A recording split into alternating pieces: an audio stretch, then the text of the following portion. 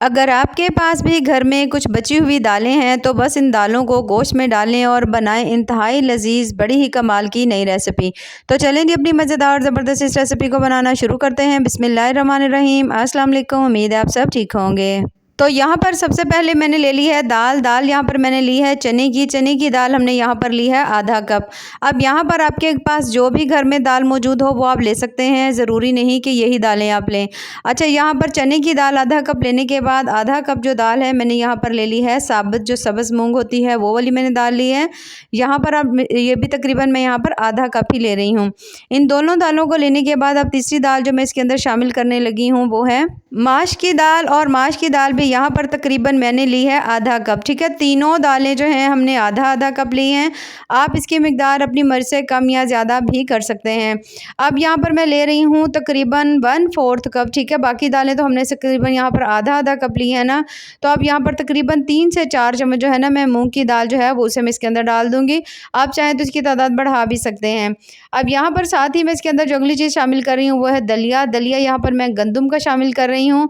अगर आपके पास जौ का दलिया हो आप वो भी डाल सकते हैं, अगर आपको गंदम का मिल जाए तो आप वो भी डाल सकते हैं, नहीं है तो आप इसके अंदर थोड़े से चावल भी ऐड कर सकते हैं। जितने से हमने इसके अंदर डाले हैं ना दलिया उतना आप चावल भी डाल सकते हैं। इन सभी को आपने भिगो देना है कम से कम भी 15 से 20 मिनट के लिए। अब यहाँ पर मेरे पास है गोश्त, और गोश्त मैंने ले लिया यहाँ पर बड़े का। इसके अंदर जो बोटियाँ हैं छोटे साइज़ के भी हैं और बड़े साइज़ की भी हैं, क्योंकि आगे चलकर थोड़ा सा हम रेसिपी को थोड़ा चेंज करके बनाएंगे। तो आपने सबसे पहले गोश्त को अच्छी तरह से धो लेना है। धोने के बाद किसी छन्नी वगैरह में रख दीजिएगा ताकि एक्स्ट्रा पानी इसके अंदर से निकल जाए, ब्लड निकल जाए। अब पकाने का तरीका कुछ इस तरह से है कि सबसे पहले हमने ले लिया है तकरीबन 1 कप हमने यहाँ पे ले लिया मस्टर्ड ऑयल, और उसके अंदर मैंने 2 मीडियम साइज़ के जो प्याज हैं उन्हें इस तरह से करके बिल्कुल बारीक काट के हमने डाल दिया है। डालने के बाद अब आपने प्याज को थोड़ा सा सॉफ्ट होने तक पकाना है। अब यहाँ पर जो प्याज है इसको आपने बहुत ज़्यादा ब्राउन नहीं करना। जैसे ही आप देखो हल्का सा सॉफ्ट हो गया है तो इसके बाद हमने इसके अंदर शामिल करना है गोश्त, जिसे हमने बहुत अच्छी तरह से धो करके रखा हुआ था। तमाम गोश्त हम इसके अंदर डाल देंगे। डालने के बाद अब आपने तमाम गोश्त को इसके अंदर पैन के अंदर अच्छी तरह से फैला लेना है, और अब हमने इस ऑयल के साथ अच्छी तरह से गोश्त को फ्राई कर लेंगे ताकि कोई भी इसके अंदर स्मेल वगैरह नहीं हो। बड़े का गोश्त है तो इसलिए हम इसको थोड़ा अच्छी तरह से पकाएंगे, क्योंकि थोड़ी सी इसके अंदर से स्मेल वगैरह आती है बाज़ लोगों को। तो अगर आप इस तरह स्टार्ट में थोड़ा इसे फ्राई कर लेंगे, अच्छी तरह से पका लेंगे तो बड़ा ही बेहतरीन सा ये तैयार होगा। अब यहाँ पर साथ ही मैंने डाल दिया इसमें तकरीबन आधा चम्मच जो है ना मैंने लहसुन का पेस्ट डाल दिया। उसके साथ ही तकरीबन 1 चम्मच भर करके हम अदरक का पेस्ट डाल देंगे। दोबारा से हम इन सभी चीज़ों की अच्छी तरह से भुनाई कर लेंगे जब तक कि इसके अंदर से भुने हुए अदरक लहसुन की बहुत अच्छी सी खुशबू नहीं आती।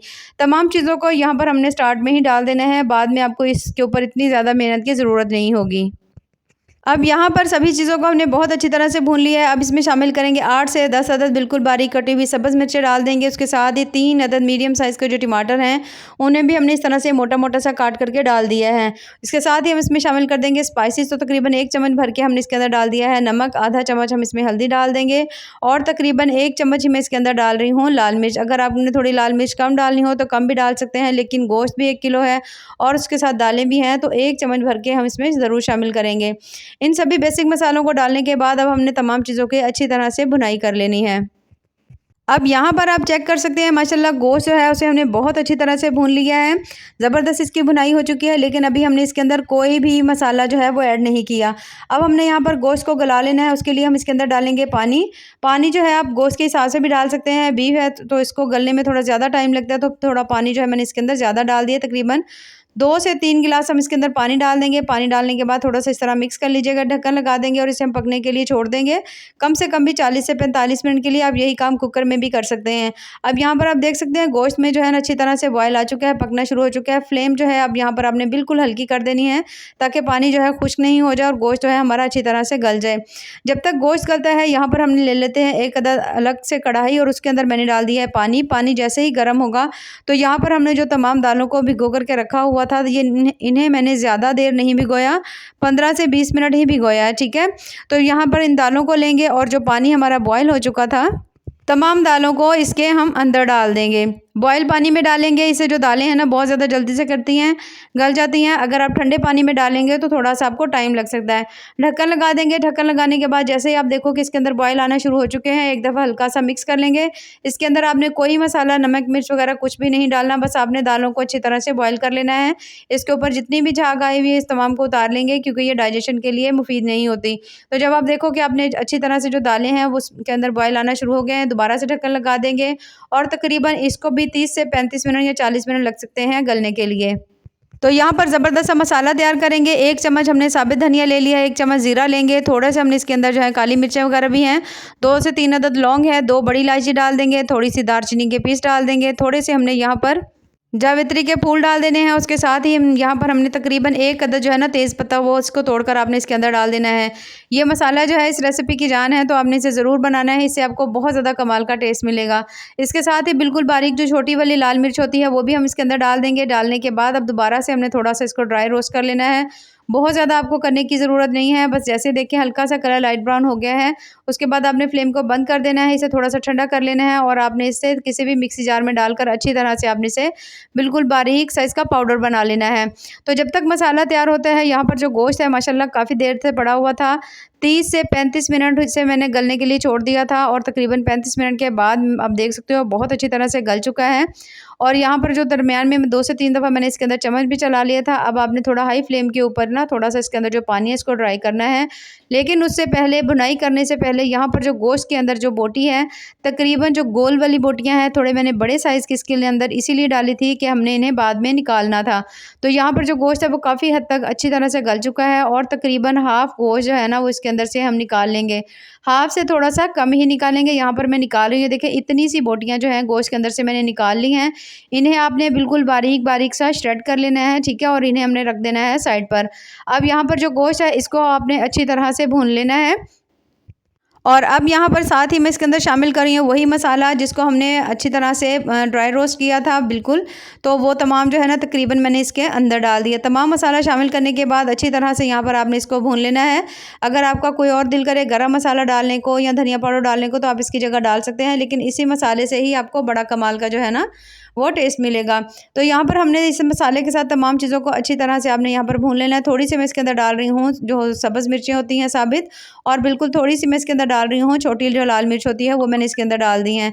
इन सभी चीज़ों को डालकर कुछ देर के लिए हमने अच्छी तरह से भून लेना है, जब तक कि इसके अंदर से भुने हुए मसालों की बहुत अच्छी तरह से खुशबू नहीं आती। अब यहाँ पर साथ ही हम इसके ऊपर ढक्कन लगा देंगे। ढक्कन लगा कर के हम इसे पकने के लिए छोड़ देंगे और यहाँ पर हम देख लेते हैं जो दालें हमने रखी हुई थी, और जितनी देर में जो गोश्त है वो हमारा गला है ना, उतनी देर में दालें भी बहुत अच्छी तरह से गल चुकी हैं। पानी भी काफ़ी हद तक इसके अंदर से ड्राई हो चुका है। जो बाकी तमाम दालें थी वो तो बिल्कुल इसके अंदर अच्छी तरह से मैश हो चुकी हैं। सिर्फ़ और सिर्फ़ जो चने की दाल है वही इसके अंदर नज़र आ रही है। तो यहाँ पर हमने जो दालें हैं ना वो थोड़ी-सी दरदरी ही रखनी है।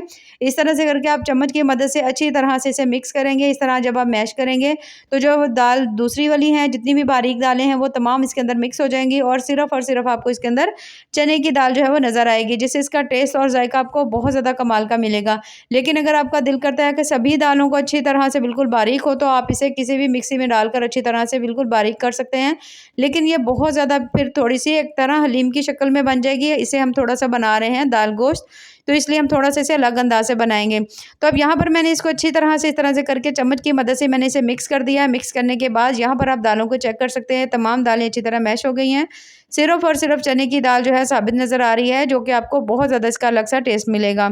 अब यहाँ पर जो गोश्त हमने भूनने के लिए रखा हुआ था, उसकी हमने यहाँ पर बहुत अच्छी तरह से आप देख सकते हो भुनाई कर ली है। माशाल्लाह बहुत अच्छी इसके अंदर से खुशबू आ रही है। अब जो हमने दालें रखी हुई थी तमाम मैश करके, उन तमाम दालों को हमने गोश्त के अंदर डाल देना है। दालें शामिल करने के बाद अब आपने इन सभी चीज़ों को यहाँ पर अच्छी तरह से मिक्स कर लेना है। जैसे ही आप मिक्स करोगे बहुत ज़्यादा मज़ेदार और कमाल की जो दाल गोश्त की हमारी रेसिपी है यहाँ पर कंप्लीट होने वाली है। अभी हमने इसके अंदर जो गोश्त जो हमने श्रेड किया हुआ था ना वो भी हम इसके अंदर डालेंगे, जिससे आपको दाल गोश्त का भी मज़ा आएगा और उसके साथ-साथ ऐसा लगेगा जैसे आप हलीम भी खा रहे हो। यानी कि आपको बहुत ज़्यादा इसका कमाल का टेस्ट मिलने वाला है। अब यहाँ पर जो गोश्त था श्रेड किया हुआ था वो भी मैं इसके अंदर शामिल कर दूँगी। तमाम गोश्त इसके अंदर डालने के बाद अब आपने फिर से इसको तमाम चीज़ों को अच्छी तरह से मिक्स कर लेना है। यहाँ पर जो दालें हैं कुछ मैश हैं, कुछ साबित हैं, और उसके साथ जो गोश्त है उसका भी इसी तरह से है कि कुछ बोटियाँ जो हैं वो साबित है और उसके साथ आपने कुछ जो है वो मैश कर ली हैं। आप यकीन करें एक अलग ही आपको टेस्ट मिलेगा और बहुत बहुत ज़्यादा आपको इसका मज़ा आएगा। तो यहाँ पर आपने इनको हल्का-सा थोड़ा-सा भून लेना है। भूनने के बाद हमने थोड़ा-सा इसको हल्का-सा इसकी ग्रेवी रखेंगे, तो उसके लिए बिल्कुल थोड़ा-सा इसके अंदर जो है ना हम पानी डालेंगे।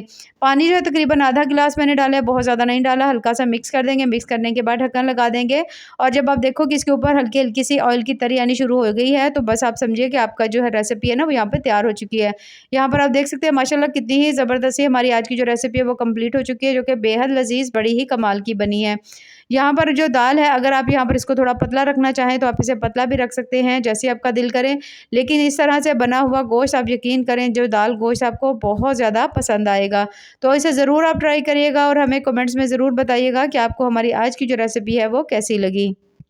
तो बस यहाँ पर मैं शामिल कर रही हूँ इसके अंदर थोड़ा-सा धनिया पाउडर, थोड़ा-सा इसके अंदर हम गरम मसाला शामिल कर देंगे, थोड़ी-सी कसूरी मेथी डालकर आपने इसके अंदर ऊपर डालना है सब्ज़ धनिया, ढक्कन लगा देंगे, ढक्कन लगा कर के 2 से 3 मिनट के लिए दम देंगे और माशाल्लाह बहुत ज़्यादा कमाल की हमारी रेसिपी जो है कंप्लीट हो चुकी है। तो अगर आपको मेरी आज की रेसिपी पसंद आए तो चैनल को ज़रूर लाइक करें, सब्सक्राइब करें, बेहद टेस्टी बहुत-बहुत ज़्यादा मज़े की बनी है। तो ऐसे ही मज़ेदार, ज़बरदस्त और टेस्टफुल सी रेसिपीज़ के लिए चैनल का विज़िट ज़रूर करें। बाकी दुआओं में याद रखिए। अल्लाह हाफ़िज़।